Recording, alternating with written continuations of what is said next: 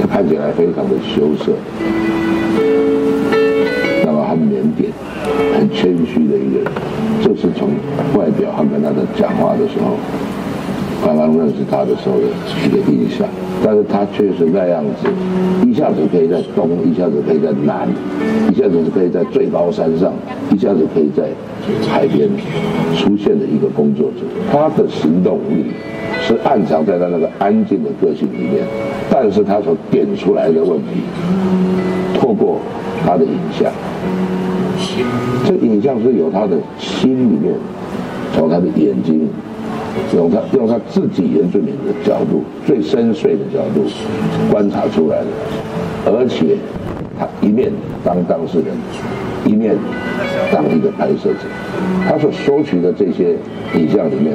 对我来说充满了力量。他不但是记录我们一般眼睛看不到的东西，他有记录着没有被人家讲过的故事，